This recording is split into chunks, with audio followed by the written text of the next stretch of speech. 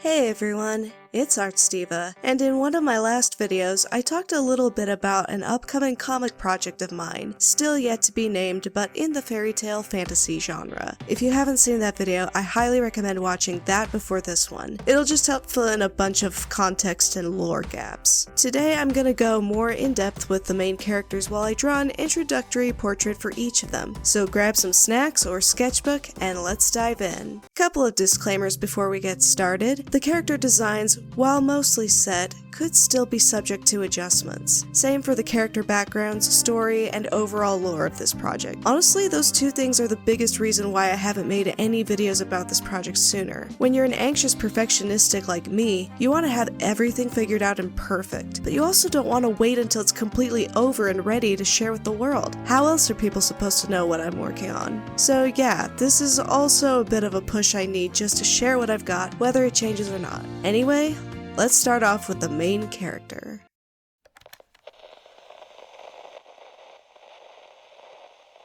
Lena Weaver is a house elf whose family lived in the house elf community of a human village. Her parents were skilled tailors, and Lena grew up to become just as skilled as them. Like her mother, she can incorporate magic or elements into clothing, like starlight and plants. And like her father, Lena has a passionate drive for making clothes and refining her craft. Growing up, Lena dreamed of running a boutique where she could sell her clothes and tailoring services to her community and clients from far and wide. But everything changed after human children started to go missing, and the humans blamed all fair folk in the village for the abductions. The fair folk were all either driven out of the village or killed. Lena was the only member of her family who survived. After wandering for weeks through the neighboring barley fields, Lena stumbled into the meadow kingdom of the flower folk. For a whole month, she lived on the streets with no money to her name. Then one day, word spread of a contest the king was holding to find the next royal tailor for the castle. Lena took her chance, and she went on to become the royal tailor.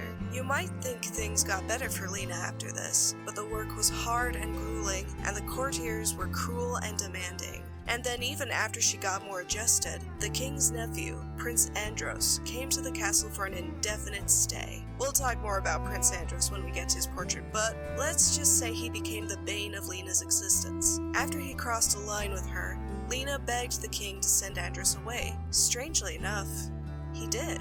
Andros was sent to the military to learn some discipline. Massive air quotes right there. Eventually, Lena's good grace with the king ran out. When she refused to do a royal commission, a criminal act in the king's eyes, he sentenced her to 5 centuries in the dungeons. It seemed like Lena's life and dreams were over. But with the help of her only friend, the royal sorcerer Flutterbud, Lena managed to break out of the castle and flee to the forest. She now hopes to get to the town of Granbury, where Flutterbud's vacation home awaits her. For this iteration of Lena's design, I gave her comfy clothes, such as a loose sweater. This may not seem super chic considering Lena's profession, but after wearing formal servant's garments for years, Lena is ready to dress more casually in the forest. I struggled getting the right colors for her skin and hair. She is a pink elf, but I didn't want it to accidentally read as white person with pointy ears. I also wanted to avoid having her look too similar to the plethora of other pink-colored characters in media. As you'll see towards the end of her drawing, I ended up adding in a necklace per my sister's suggestion. The key on the pendant is the key to Flutterbud's vacation home,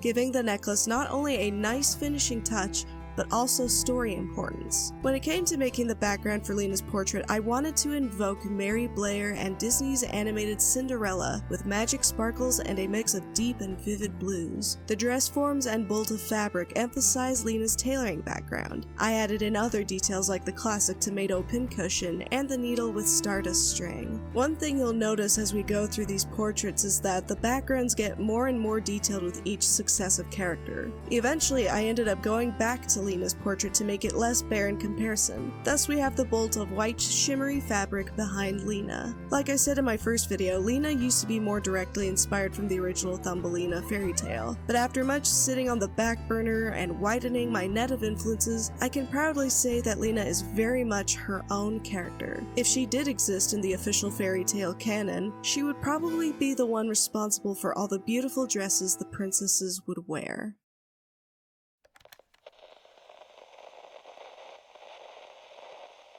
Next up, we have our navigator of the cast, Dee Borisite, because how else is Lena supposed to get to Granbury? Dee is a quarry gnome originally from the distant lime pits south of the forest. Growing up, it seemed like there were only two paths for Dee's future: spend her life toiling away in the limestone pits, or joining the gnome armies in the west. Dee was a hard worker and well trained in combat, but these were both paths she didn't want to follow. What was she to do instead? One day, during a mining incident, Dee fell into an old cave lake, brimming with magical healing. The lake blessed her with its powers, and it was then that Dee found her true calling, to become a skilled healer. Before the army recruiters could knock on her family's door, Dee packed her bags and left to start a new life in the forest. It took time to get settled in, make friends, and begin training for her certifications. But years later, Dee is one with the forest. She's engaged to her roommate, and she will soon complete her training and walk away from her day job as a missing creatures ranger. She just has one job left to do before putting in her notice, and that's to get Lena and a couple other creatures to Granbury. Can she pull it off, even when new obstacles get in their way, even as her work burnout is hitting all-time lows on the road? Now, before y'all say it, yes, I knew making a blue-skinned gnome would probably earn a bunch of Smurf comparisons. Heck, even my brother made a joke about it on Instagram. But I wanted to give my main cast striking colors, and blue just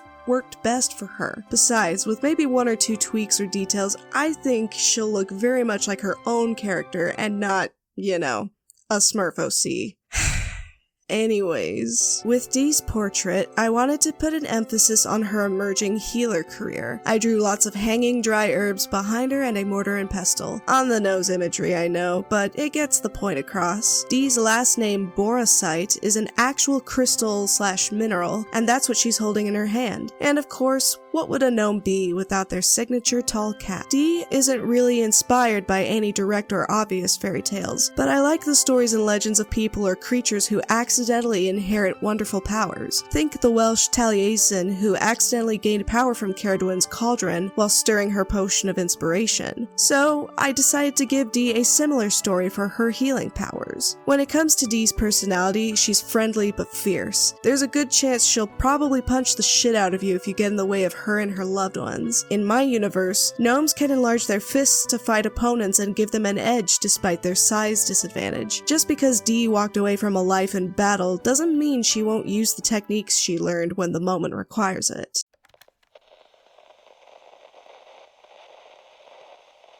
Lena isn't the only passenger Dee is bringing to Granbury. One of those passengers is this avocado green, Yoda ears, elven motherfucker named Scotty Sangster. Now, heads up, I'm still working on fleshing out his backstory as of recording this video, so some details may be up to more change than the other characters, but I'll give you the core important bits that I've been able to gather. Scotty is originally from a forested island west of the mainland. He was abandoned by his parents and left for dead. The forest on the island is not the same as the forest on land. It's wilder, tougher, and more full of danger. But Scotty was not alone for long. The infamous Thief King found him on a hunt and took him back to his pack of thieves. It was with them that Scotty found a home and family, at least for the time being. With the pack of thieves, Scotty made a name for himself as a skilled thief, but his chief skills lie in his ability to create handy gadgets, crack codes, and manipulate magic. With the magic system in this story, which I still need to work out, obviously, magic is a little like coding, but ethereal,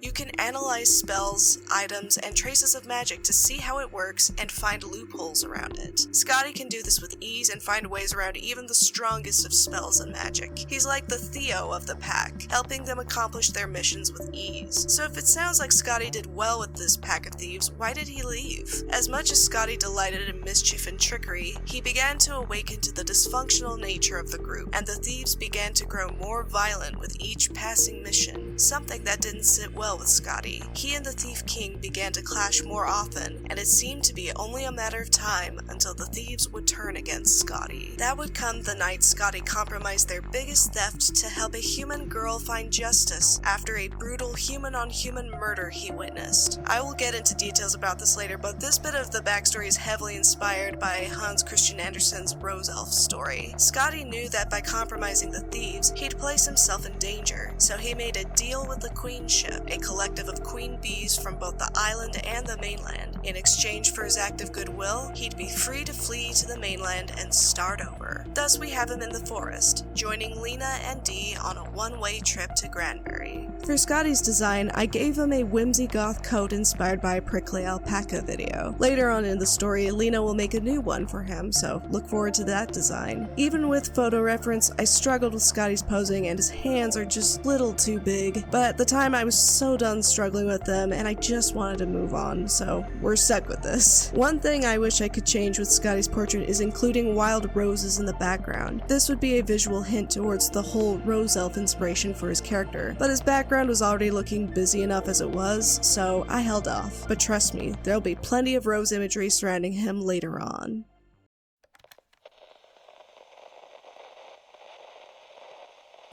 Our last passenger to Granbury is a mouse witch named Gwen Burroughs. Originally hailing from the barley fields, Gwen always dreamed of becoming a witch, but there were few resources in her community, and everyone believed her to not have enough innate magic to cast spells or manipulate magic. So Gwen left to train in the forest, staying at her aunt's bed and breakfast in a town not far from Granbury. The most powerful sorcerer and head of the Great Library, who is yet to be named but is a mole, became Gwen's mentor. Her training went well, and it seemed that Gwen would go on to surpass the mole in power. Out of jealousy, he cursed her to lose control of her magic, and when Gwen's already withering relationship with her aunt threatened to dissolve completely, Gwen ran away.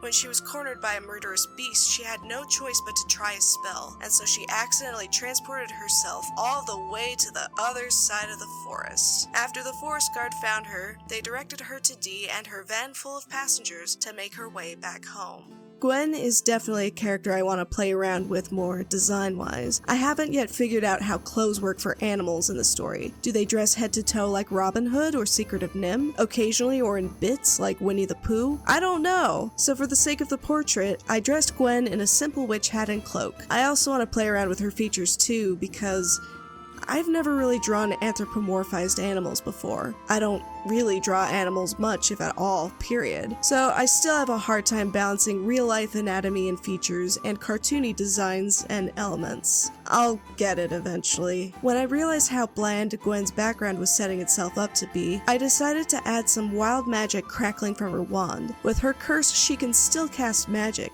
She just can't control any of it at all, not even with a heavy-duty wand capable of channeling high levels of magic, which makes Gwen a danger and a menace to everyone. You can see how this would fuel her unhappiness and desire to break the curse. I also added stars to her cape to bring more visual interest to her. Again, I'll have to figure out what I want to do with clothes for Gwen, but for an initial introductory portrait, this'll do. Like Dee, Gwen isn't inspired by one fairy tale or another. I was just thinking that there are a lot of tales and legends of sorcerers and their apprentices. I thought it would be fun to explore a master-apprentice story where the master is the villain and the apprentice's learning journey involves overcoming their master. There's also some intense dynamics between Gwen and her aunt because, well, we'll get to her when we get to her.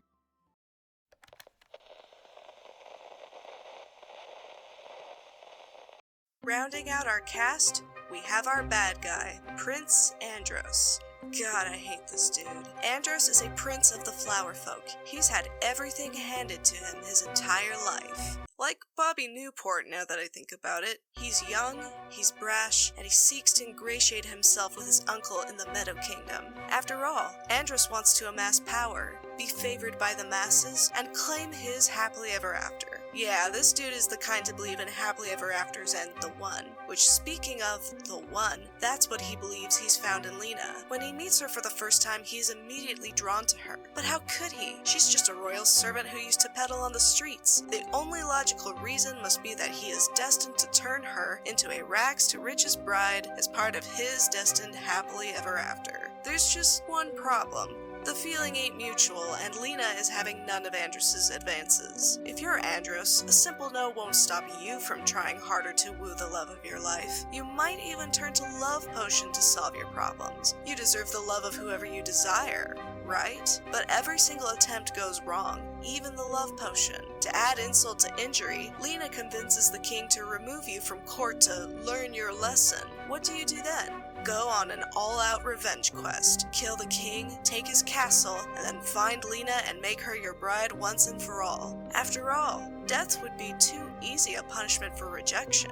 Andros frustrated me to no end. I had a vague idea of his character design, but the skin and hair tones were killing me. The flower folk are supposed to have tones reminiscent of garden and meadow flowers. I initially had Andros as purple until I realized that would be a mistake. Eventually, I landed on a warm, deep red. Speaking of flowers, Snapdragons actually helped me find his name. I ran the word through an anagram generator, and Andros was one of the things it spat out. Good enough name, I guess. Andros's background might seem a bit bare compared to the others. All we have is the castle behind him and majestic sunbeams. But considering how egotistical Andros is, I think he'd want the attention to be mostly on him. And no, that's not an excuse for avoiding background artwork. What are you talking about? Of course I'd never avoid background. As you can tell, I struggled to find a good pose for him. I wanted his portrait to have GQ front cover vibes. The pose we have now is good, but it kept me from adding an important prop to his portrait. I won't say what it is at the moment, but if you want another fairy tale inspiration hint, read Anderson's Tinderbox. That should give you a good idea. Also, Andros is 100% a complete excuse to process the horror of dealing with villainous crush plots featuring characters like Gaston, Drake, and Frollo as a child. Ugh.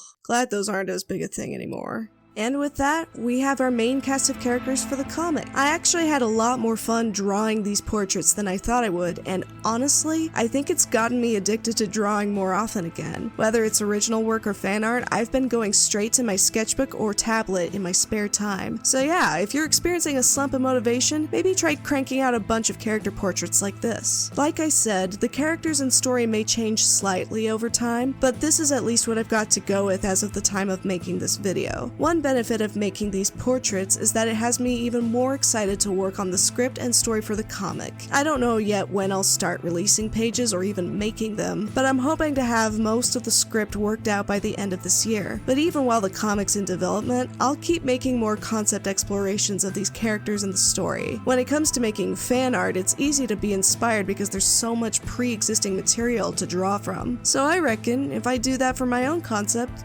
it should get easier too, right? Anyways, let me know what you think of these characters in the comments below. Which one's your favorite? Do you have a favorite fairy tale? Let's chat about it. And in the meantime, I've got a bajillion videos to work on in between shifts, and I want to eat lunch now, so I'm gonna wrap it up and see y'all later. ArtStiva, over and out.